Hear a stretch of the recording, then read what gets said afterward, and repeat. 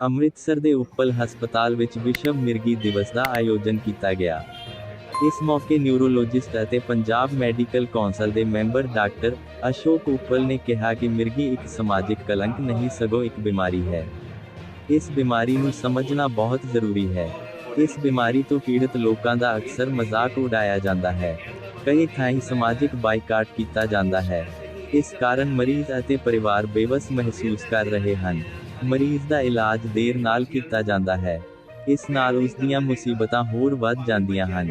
ਮਿਰਗੀ ਦਾ ਦੌਰਾ ਪੈਣ ਤੇ ਲੋਕ ਮਰੀਜ਼ ਨੂੰ ਜੁੱਤੀਆਂ ਅਤੇ ਜੁਰਾਬਾਂ ਆਦਿ ਦੀ ਬਦਬੂ ਦਿੰਦੇ ਹਨ। ਉਸ ਦੇ ਮੂੰਹ ਵਿੱਚ ਇੱਕ ਚਮਚਾ ਪਾ ਦੰਦ ਖੋਲਣ ਦੀ ਕੋਸ਼ਿਸ਼ ਕਰੋ। ਇਸ ਨਾਲ ਉਸ ਦੀ ਜਾਨ ਵੀ ਜਾ ਸਕਦੀ ਹੈ। ਇਸ ਮੌਕੇ ਨਿਊਰੋਲੋਜਿਸਟ ਡਾਕਟਰ ਸਲਿਲ ਉੱਪਲ ਨੇ ਦੱਸਿਆ ਕਿ ਮਿਰਗੀ ਇੱਕ ਤੰਤੂ ਰੋਗ ਹੈ। ਮਰੀਜ਼ ਨੂੰ ਅਕਸਰ ਦੌਰੇ ਪੈਂਦੇ ਹਨ।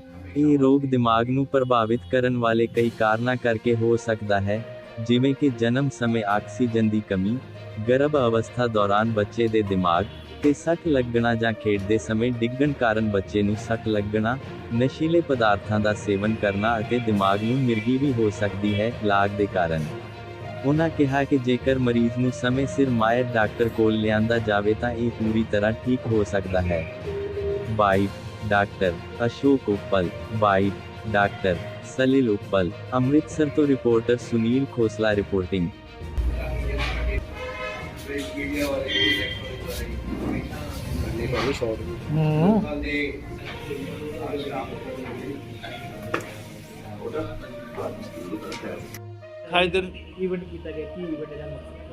ਅੱਜ ਦੇਖੋ ਇੰਟਰਨੈਸ਼ਨਲ ਐਪੀਲੈਪਸੀ ਡੇ ਮਨਾਇਆ ਜਾ ਰਿਹਾ ਹੈ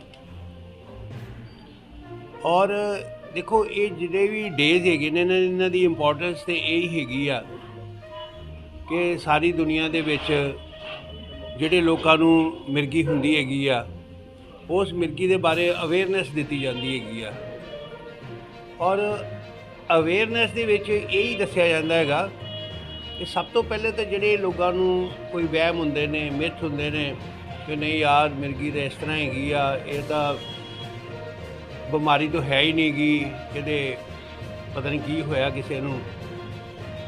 ਸੋ ਇਹ ਵਿੱਚ ਮਿਕਸ ਹੋ ਜਾਂਦੀਆਂ ਸੀ ਨਾ ਚੀਜ਼ਾਂ।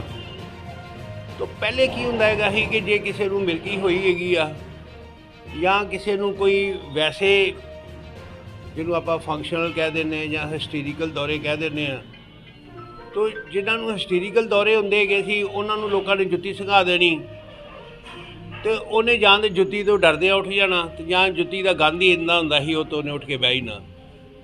ਤੇ ਬਾਅਦ ਲੋਕਾਂ ਨੇ ਸੋਚਣਾ ਸ਼ੁਰੂ ਕਰਤਾ ਯਾਰ ਜਿਹਨੂੰ ਵੀ ਇਸ ਤਰ੍ਹਾਂ ਦਾ ਮਿਰਗੀ ਦਾ ਦੌਰਾ ਪਵੇ ਉਹਨੂੰ ਜੁੱਤੀ ਸੰਘਾ ਦਿਓ, ਜਦ ਕਿ ਇਹ ਬਿਲਕੁਲ ਗਲਤ ਗੱਲ ਹੈਗੀ ਆ। ਉਹ ਜਿਹੜੇ ਹਿਸਟੀਰੀਕਲ ਦੌਰੇ ਆ ਜਾਂ ਫੰਕਸ਼ਨਲ ਦੌਰੇ ਆ ਜਾਂ ਇਸ ਤਰ੍ਹਾਂ ਦੇ ਹੁੰਦੇ ਨੇ ਉਹ ਤਾਂ ਵੱਖਰੇ ਹੁੰਦੇ, ਮਿਰਗੀ ਵੱਖਰੀ ਹੁੰਦੀ ਆ। ਸੋ ਇਹ ਜਿਹੜੀ ਇੰਟਰਨੈਸ਼ਨਲ ਐਪੀਲੈਪਸੀ ਡੇ ਹੈ, ਇਹਨਾਂ ਡੇ 'ਤੇ ਸਾਰੇ ਲੋਕਾਂ ਨੂੰ ਹੌਲੀ ਹੌਲੀ ਦੱਸਿਆ ਗਿਆ ਕਿ ਮਿਰਗੀ ਜਿਹੜੀ ਹੈਗੀ ਆ ਬਿਲਕੁਲ ਮੋਰ ਦੈਨ 80% ਇਹਦਾ ਪੂਰਾ ਸ਼ਰਤੀਆ ਇਲਾਜ ਹੋ ਜਾਂਦਾ ਹੈਗਾ, ਬਸ਼ਰਤੇ ਮਰੀਜ਼ ਜਿਹੜਾ ਹੈਗਾ ਟਾਈਮ ਸਿਰ ਪਹੁੰਚੇ। ਤੋ ਮਰੀਜ਼ ਕੌਣ ਹੈਗੇ ਨੇ? ਹੁਣ ਪ੍ਰੋਬਲਮ ਇਹ ਹੈਗੀ ਹੈ ਕਿ ਮਿਰਗੀ ਦੇ ਦੌਰੇ ਬੜੇ ਵੱਖਰੇ ਵੱਖਰੇ ਤਰ੍ਹਾਂ ਦੇ ਹੁੰਦੇ ਨੇ। ਇੱਕ ਤਾਂ ਸਾਰਿਆਂ ਨੂੰ ਪਤਾ ਹੈਗਾ ਵੀ ਹੱਥ ਪੈਰ ਵੱਜੇ, ਅੱਖਾਂ ਪੁੱਠੀਆਂ ਹੋ ਗਈਆਂ, ਮੂੰਹ 'ਚੋਂ ਝੱਗ ਨਿਕਲੀ, ਚਲੋ ਇਹ ਤਾਂ ਸਾਰਿਆਂ ਨੇ ਪਹਿਚਾਣ ਲਿਆ। ਲੇਕਿਨ ਕੁਛ ਦੌਰੇ ਇਹੋ ਜਿਹੇ ਹੈਗੇ ਜਿਹਦੇ 'ਚ ਬਿਲਕੁਲ ਮਰੀਜ਼ ਬੇਧਿਆਨਾ ਹੋ ਜਾਂਦਾ, ਚੁੱਪ ਜਿਹਾ ਕਰ ਜਾਂਦਾ, ਬੱਚਾ ਪੜ੍ਹਦਿਆਂ ਖੜ ਜਾਂਦਾ ਹੈਗਾ। ਤੋ ਇਹ ਵੀ ਜਿਹੜੇ ਹੈਗੇ ਨੇ ਇਹ ਵੀ ਮਿਰਗੀ ਦੇ ਦੌਰੇ ਨੇ। ਹੁਣ ਸਾਡੇ ਆਪਣੇ ਡਾਕਟਰ ਰੋਮਿਤ ਜੈਨ ਨੇ ਉੱਪਲ ਨਿਊਰੋ ਹੌਸਪੀਟਲ 'ਚ, ਤੋ ਬੱਚਿਆਂ ਦੇ ਦੌਰਿਆਂ ਬਾਰੇ ਇਹਨਾਂ ਦਾ ਬਹੁਤ ਜ਼ਿਆਦਾ ਐਕਸਪੀਰੀਅੰਸ ਹੈਗਾ। ਸੋ ਕਹਿਣ ਦਾ ਮਤਲਬ ਹੈਗਾ ਕਿ ਮਿਰਗੀ ਦਾ ਦੌਰਾ ਬੱਚਿਆਂ ਤੋਂ ਲੈ ਕੇ ਵੱਡੇ ਕਿਸੇ ਨੂੰ ਵੀ ਪੈ ਸਕਦਾ ਹੈਗਾ, ਪਰ ਇਹਦੇ 'ਚ ਅਸੀਂ ਇਹ ਹੀ ਧਿਆਨ ਰੱਖਣਾ ਹੈਗਾ ਕਿ ਕਿਸੇ ਵਹਿਮ 'ਚ ਨਹੀਂ ਪੈਣਾ ਹੈਗਾ। ਸਭ ਤੋਂ ਪਹਿਲੇ ਮਤਲਬ ਆਪਣੇ ਇਹਨਾਂ ਨੂੰ ਇੱਕ ਅੱਛੇ ਨਿਊਰੋਲੋਜਿਸਟ ਦੇ ਪਾਸ ਜਾਂ ਕਈ ਜਗ੍ਹਾ 'ਤੇ ਬੜੇ ਅੱਛੇ ਹੋਰ ਵੀ ਡਾਕਟਰ ਹੁੰਦੇ ਨੇ। So you have to get to the doctor immediately, ਜਾ ਕੇ ਆਪਣਾ ਇਲਾਜ ਕਰੋ।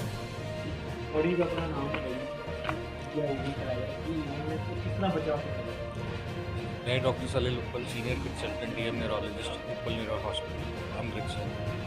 वेल, आज इंटरनेशनल एपिलेप्सी अवेयरनेस डे मनाया जा रहा है। ये एपिलेप्सी मिर्गी दौरे, कुछ लोग बोलते हैं कि जी मिर्गी अलग चीज़ है, दौरे अलग चीज़ है।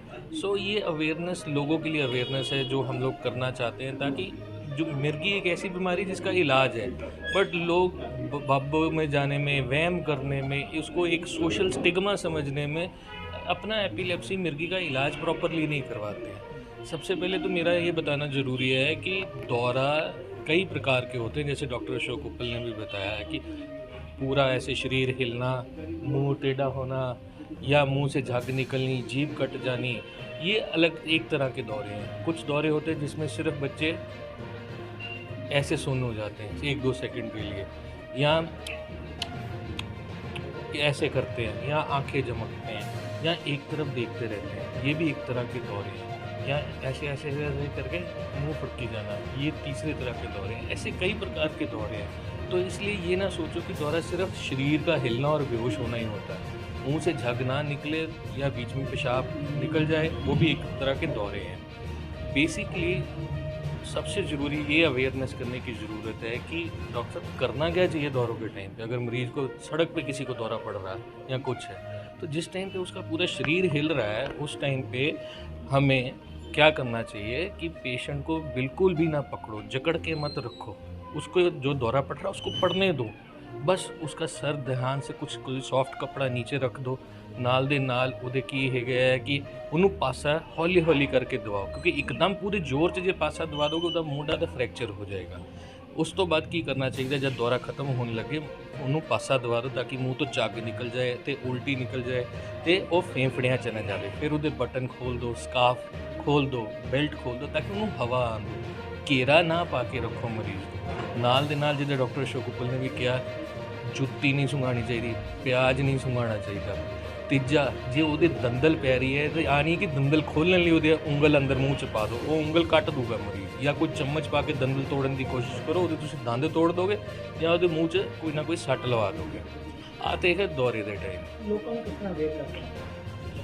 ਦੇਖੋ, ਲੋਕਾਂ ਦੀ ਅਵੇਅਰਨੈਸ ਆਈ ਹੈ ਕਿ ਲੋਕਾਂ ਨੂੰ ਸਭ ਤੋਂ ਪਹਿਲਾਂ, ਜਿੱਦਾਂ ਮੈਂ ਹੁਣੇ ਦੱਸ ਕੇ ਹਟਿਆ ਹੈ ਕਿ ਅਸੀਂ ਆਪਣਾ ਇੱਕ ਡਿਸਕਸ਼ਨ ਰੱਖੀ ਅੱਜ ਐਪੀਲੈਪਸੀ ਤੇ ਲੋਕਾਂ ਨੂੰ ਜਾਗਰੂਕ ਕੀਤਾ ਜਾਵੇ ਕਿ ਦੌਰਿਆਂ 'ਚ ਕੀ ਕਰਨਾ ਚਾਹੀਦਾ, ਕੀ ਨਹੀਂ ਕਰਨਾ ਚਾਹੀਦਾ।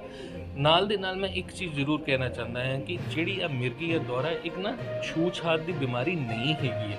ਅਕਸਰ ਲੋਕੀ ਕਹਿੰਦੇ ਨੇ ਕਿ ਰੋਟੀ ਖਾਣ ਦੇ ਨਾਲ, ਜੂਠਾ ਖਾਣ ਦੇ ਨਾਲ ਮਿਰਗੀ ਫੈਲ ਜਾਂਦੀ ਹੈ। ਇੱਦਾਂ ਕਦੀ ਵੀ ਨਹੀਂ ਹੁੰਦਾ। ਦੂਜੀ ਗੱਲ ਆ ਹੈਗੀ ਹੈ, ਆ ਇੱਕ ਕੋਈ ਸੋਸ਼ਲ ਸਟਿਗਮਾ ਨਹੀਂ ਹੈ। ਦੌਰੇ ਦੇ ਨਾਲ ਇੱਕ ਲਾਈਕ ਜਿੱਦਾਂ ਹਾਈਪਰਟੈਂਸ਼ਨ, ਡਾਇਬੀਟੀਜ਼ ਇੱਕ ਬਿਮਾਰੀ ਹੈ, ਉੱਦਾਂ ਦੌਰਾ ਇੱਕ ਬਿਮਾਰੀ ਹੈਗੀ ਹੈ ਜਿਹੜੀ ਦਵਾਈਆਂ ਦੇ ਨਾਲ ਠੀਕ ਹੋ ਸਕਦੀ ਹੈਗੀ ਹੈ। ਬਸ ਟਾਈਮਲੀ ਨਿਊਰੋਲੋਜਿਸਟ ਨੂੰ ਦਿਖਾਓ ਤੇ ਆਪਣੀ ਦਵਾਈ ਲਗਾਤਾਰ ਲਓ।